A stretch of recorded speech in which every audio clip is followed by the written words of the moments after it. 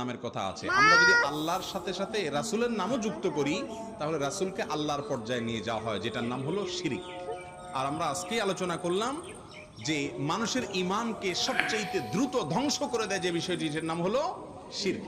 নবীকে ভালোবাসতে হবে এবং নবী করিম সাল্লাল্লাহু আলাইহি সাল্লামকে প্রাণের চাইতে জীবনের চাইতে বেশি ভালোবাসতে হবে, কিন্তু তাই বলে তাকে আল্লাহর সমকক্ষ মনে করা যাবে না।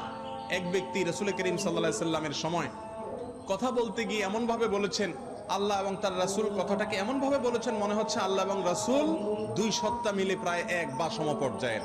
তখন নবীজি বলেছেন, বিসাল খাতিবু আনত, তুমি অত্যন্ত নিকৃষ্ট আলোচক, লেকচারার, ওয়াইজ, কারণ তুমি রাসূলকে আল্লাহর পর্যায়ে নিয়ে গেছো। আমাদের অনেক ভাইয়েরা বলে আল্লাহ রাসূলের নামে, আল্লাহর নামে হয়, রাসূলের নামে হয় না। এভাবে বলতে পারেন আল্লাহর নামে, রাসূলের পদ্ধতিতে, রাসূলের বাতানো